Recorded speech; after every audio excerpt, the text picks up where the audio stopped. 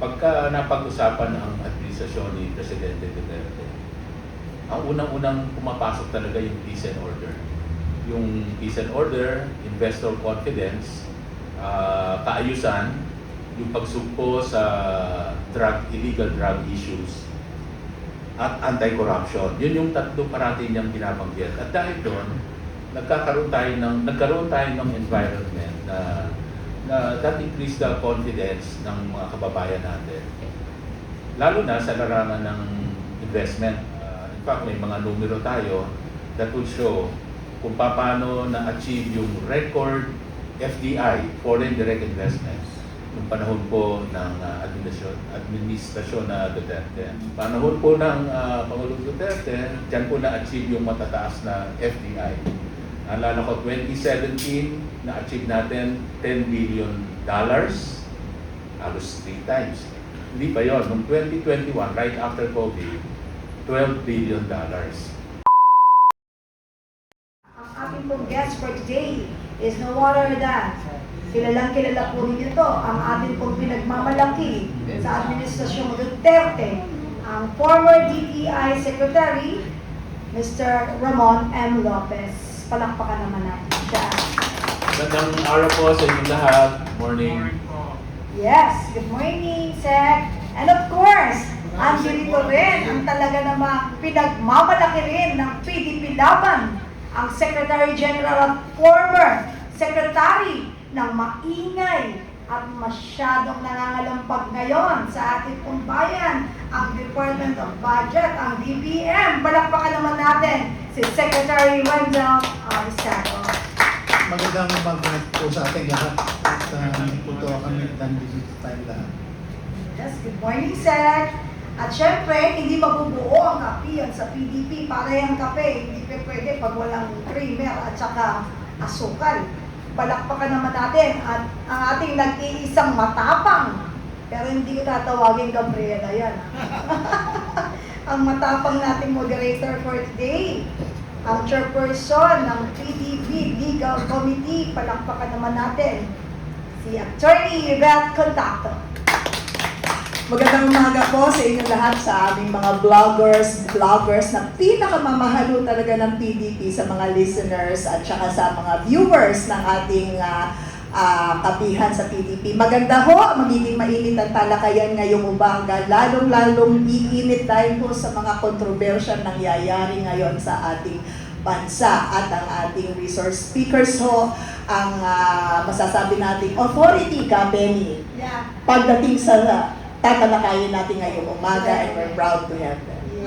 As you know, PDP Laban is celebrating its anniversary month through this special edition.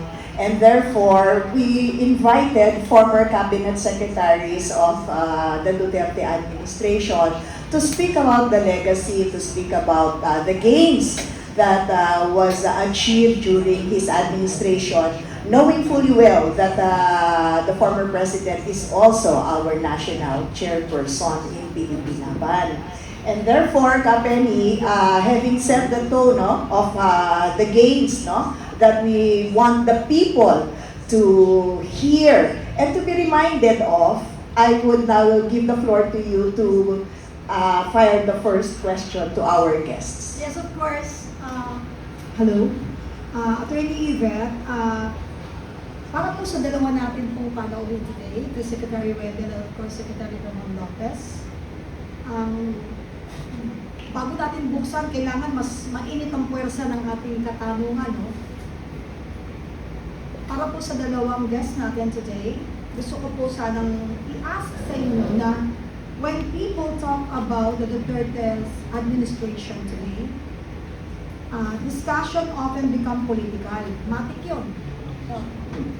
From your perspective, as cabinet secretaries or former cabinet secretaries of the Duterte's administration, what should Filipinos remember as the real long-term gains of the administration for the country? Sir? Sino ba ulit? Sir Ramon? Okay, sige. Magandang umaga po ulit. Para sa amin po, even kahit sa pangkalahatan, hindi lang sa trader industry, pagka napag-usapan ang administrasyon ni Presidente Duterte, ang unang-unang pumapasok talaga yung peace and order.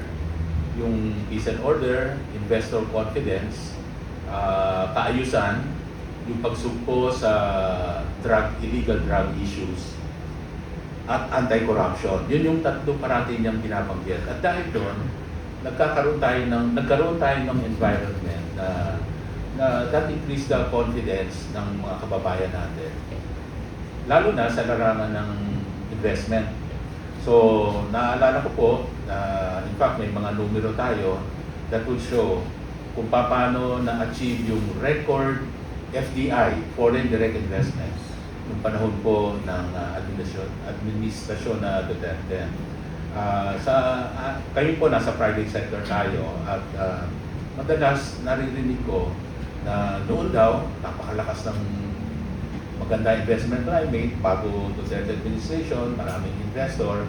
At nung pagdating daw ng Duterte administration, naglabasan daw lahat. So masyadong puro kwento, yan ang narrative. Pero pag tinignan natin at ino-object po natin yon at sinasabi natin, tingnan natin yung data. Kasi pag tinignan natin yung data, dun sa mga taon prior to the Duterte administration, may numero tayo dyan that will show na yung average FDI ay nagre-range lang po sa mga 3 to 4 billion. No? Billion dollars. Nung panahon po ng Pangulong Duterte, dyan po na-achieve yung matataas na FDI. Naalala ko, 2017, na-achieve natin $10 billion, halos 3 times. Hindi pa yun. Noong 2021, right after COVID, $12 billion. Ibig sabihin, yung pagpataas kasi yung FDI, Foreign Direct Investment, nandiyan yung confidence, lalo na ng mga foreign investor, na pumasok sa Pilipinas mag-invest. Of course, aside from that, yung peace and order, mga economic reforms na ginawa po ng panahon ni Duterte, masabi natin part of the legacy. Yung mga pinasang batas na tinulak po ng administrasyon Duterte, yung retail trade liberalization, kung saan inalaw mag-increase ang up to 100% ang foreign ownership pagdating sa retail, yung Public Utilities o Public Service Act, inalaw din yung malalaking foreign investor percentage ownership sa mga public services or infrastructure, no, tulad ng airport, seaport, at mga ilang public services. At pati yung sa Foreign Investment Act, kung saan na-liberalize din yung mas malaking foreign equity participation. Ibig sabihin, talagang pinapakita na ang mga reforma na to, para talaga to encourage yung pasok ng investor. Diyan din po nilagdaan yung ease of doing business, kung saan pinanganak yung Anti-Red Tape Authority para mapadali yung proseso ng pagkuha at pag-conduct ng business activities sa Pilipinas. Hanggang ngayon, tuloy-tuloy rin po ito. Institutionalized na po yan. At continuing po, nandyan po yung sinasabi na dapat within 3 days, kung simpleng permit ang kinukuha, dapat approve na siya. Deem approve after 3 days. No? Kung medyo may technical assessment, within 7 days kailangan ma-approve. Kung hindi, dapat may automatic approval. At yung mas kailangan pa ng research, 21 days. So 3, 7, 21 days, may automatic approval dapat. So yan po yung mga ginasang mga batas para mapadali at maingganyo ang maraming investor dito. Kasi in fact, yun dun po sa DTI, maalala ko lang, yung pagkuha lang ng business name sa business name registration, dati inaabot ng buwan-buwan.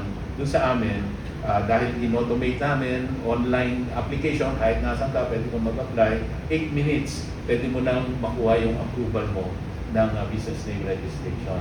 So, yan ay hopefully tinutuloy pa ngayon. Hindi ko na minonitor ngayon kung tinutuloy ng current administration, but at least yung sa DTI noon.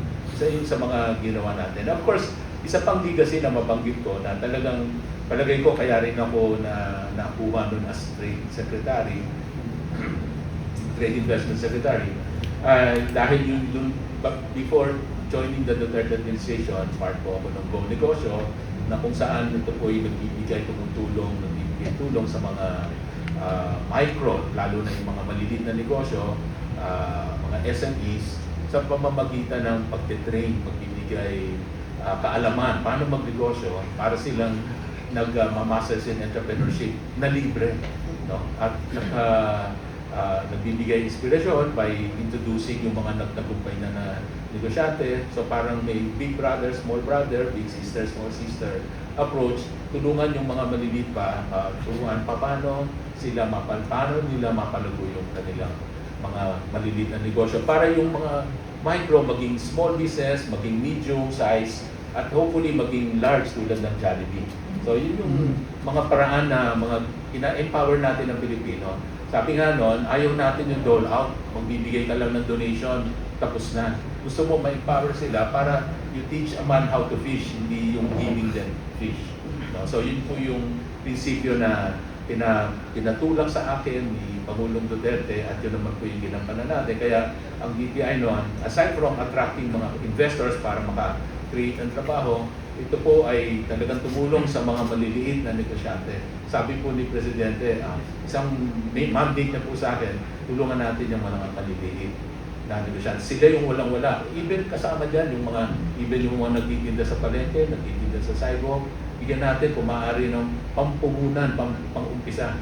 Kasi sabi niya, yung ibigay mong, let's say, 5,000 na sa tulong nila Secretary Wendell, Senator Bongo, nagbigay tayo ng mga pampuhunan para yung 5,000 sa umaga, nagiging may tubo na yon at tutubo sila ng let's say 1,000, 2,000 dagdag sa 5,000, napapaikot na nila the following day, yun na naman ang puhunan nila at yung iba doon paggasto sa kanilang buhay. So, i-empower yung mga kababayan natin, mapapalakas natin yung kanilang kaalaman at saka yung paggawa sa pangkabuhayan nila. So, yun lang po muna ang masashare kong top of mind legacy po ng ating Pangulo, yung attention sa mga maliliit nating kababayan.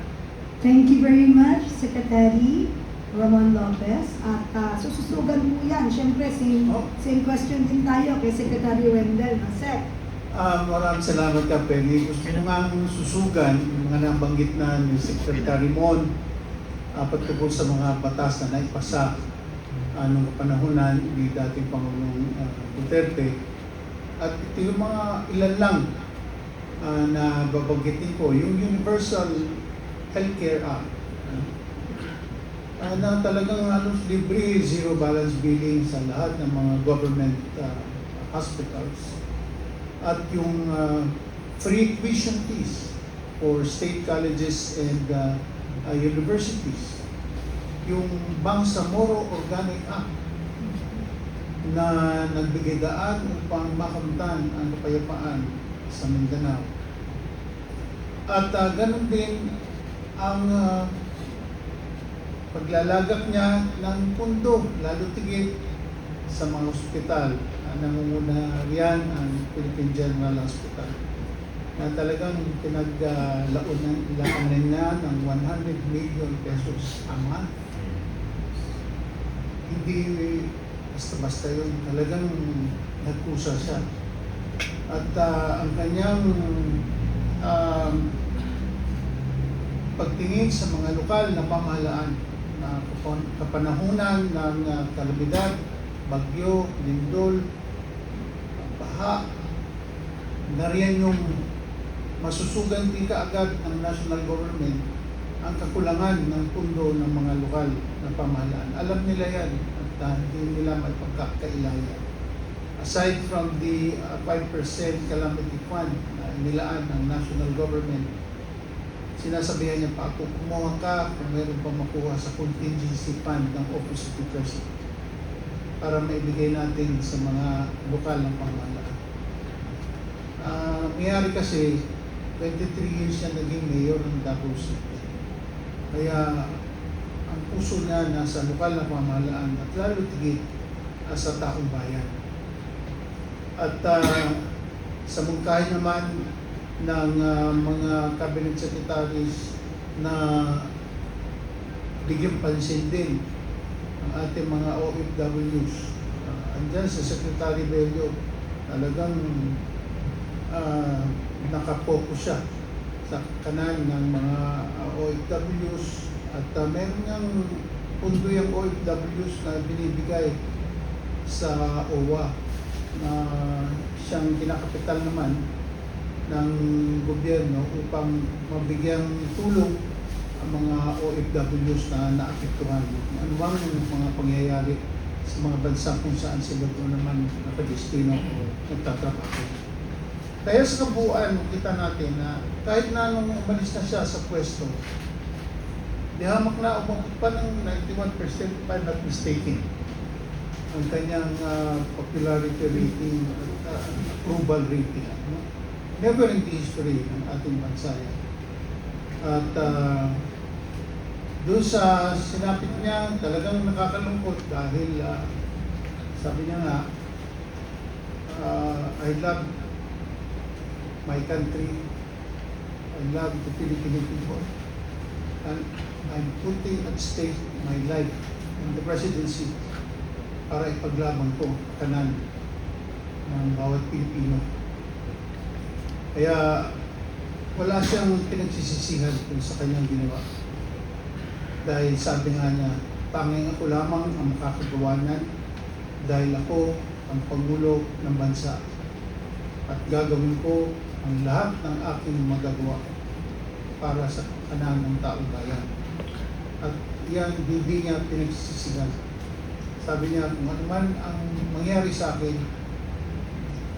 Diyos lang nakakaalam at aking binibigay sa kanya ang kabuuan ng natitirok pang buhay. Kaya ganyan natin yung mahal si Pangulong Duterte sa kanyang mga nagawang kabutihan sa ating bayan.